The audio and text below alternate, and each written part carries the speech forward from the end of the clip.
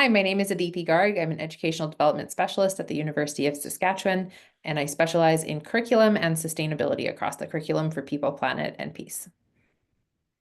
Hi, I'm Heather M. Ross, and I'm also an educational development specialist at the University of Saskatchewan, and I specialize in open educational practices and digital literacy. So let's get started with our learning outcomes. So attendees, you should be able to be sparked with ideas for actions within your own context that you can take in the polycrisis using open educational practices by the end of this session. In addition, you should be able to explain the importance of sharing these practices to address the polycrisis and move global goals forward. What we're really hoping is to give you a chance to think about the polycrisis, think about the teaching practices that we have and how this helps empower students. We've used a framework today that's inspired by the All We Can Save project and their 9 steps of a circle gathering. And so we've taken some of those steps and shown how they relate to the work that we do across the curriculum. And to help us do that, we should probably describe to you what the polycrisis is. This is a term that helps us think about the information overload that we sometimes experience when it comes to thinking about climate change alongside epidemics, alongside misinformation, and war and other crises around the world. So when we are experiencing all of these crises or hearing about them and feeling empathy towards all of them, it can lead to a growing amount of anxiety and depression. So I'd love for you to take a moment and, if you have to close your eyes, feel your feet on the ground, really just take a moment to take a deep breath.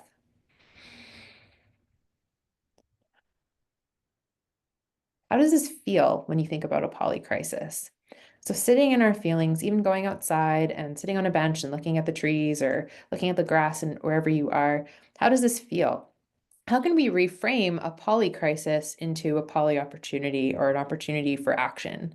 This is what we're hoping to give our students experience with.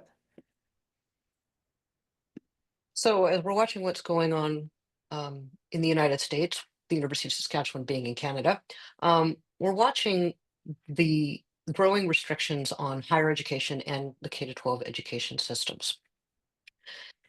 But there's opportunities that open can help address as part of this. So when we're outside of that environment, so we're in Canada, we can create and share what others can't. So if universities or school districts or schools are told that they can't create any materials related to um, DEI, for example, or specifically getting into things around civil rights or LGBTQ plus um, issues, then that if they can't create those materials, those open materials that they've been doing for so long, that's going to create some barriers for them. But if we're outside of that environment and we don't have any restrictions like that, that gives us the not only the opportunity, but the responsibility to help create those materials so that others can make use of them. We can also provide space for materials that have already been created in those environments that may be lost because of forced removal from websites um, or shutting down of organizations. And so we can provide that space for those existing resources on our own servers, whether that's in Pressbooks or another open repository or website. And we also, let's go back just real quick. Sorry. Uh, we also we have this opportunity to really educate people about the importance of open in this environment. This is not only around open textbooks or materials that we necessarily are using in the classroom, but it also takes us into open research and open publishing as we're watching science and scientists being muzzled in certain environments. Now, we can also use open to nourish and rise above what's going on. Um, s- when students are feeling helpless often in one crisis, let alone the polycrisis.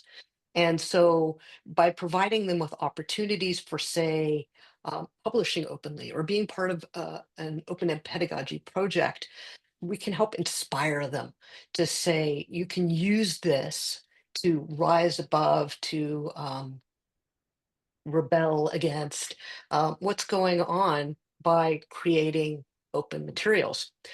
Um, this is also an opportunity potentially to see growth in open in in Canada or in other jurisdictions outside the US because of tariffs. So as book prices rise, um, this is a great way of saying, hey, this is the time that we need to move to open. But not just when it comes to tariffs, but also if materials that have been coming out of the US, like commercial textbooks, are being censored now, then this also creates this opportunity for to say now is definitely a time for open because you can control the content as opposed to publishers in a country that is going through um, restrictions and silencing of educators. This also creates an opportunity to find partners, whether that is in your own institution, your own province, your own country, or beyond.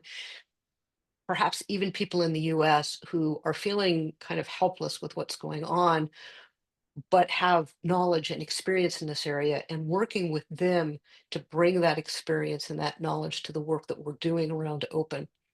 It's also important in really trying times like this is to celebrate the small wins. Having one new class adopt an open textbook, or a small class doing an open pedagogy project, or um, getting a shout out from an administrator about something around open. These are small wins for a lot of people, but it's progress forward as opposed to um, being pulled back from the progress we've made.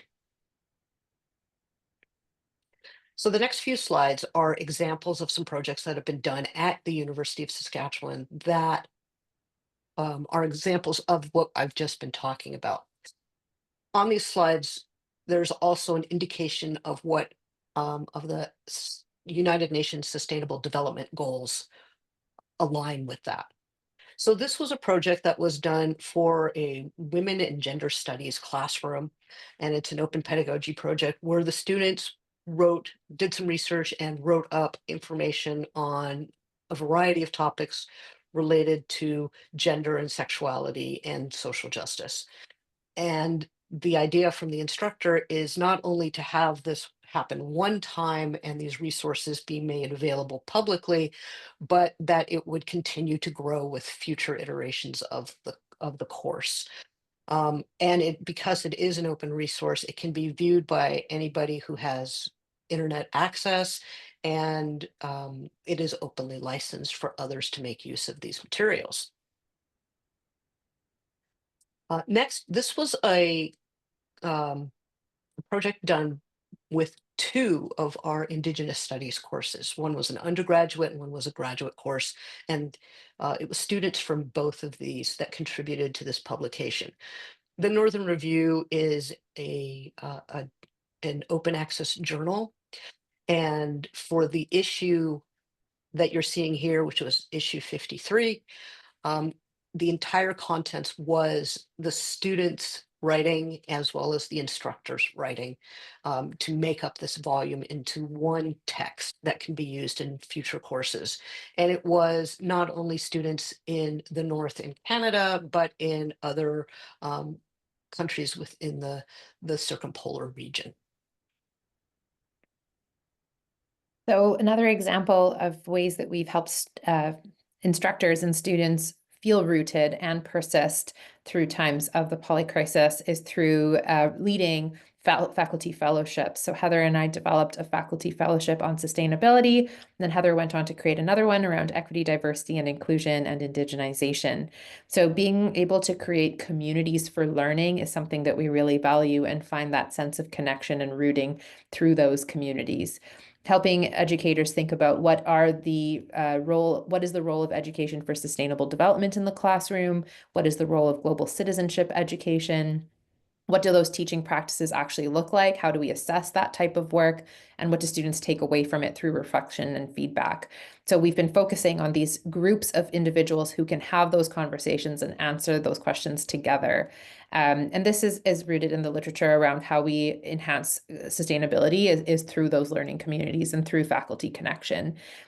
So that was part of hitting SDG 4, target 4.7.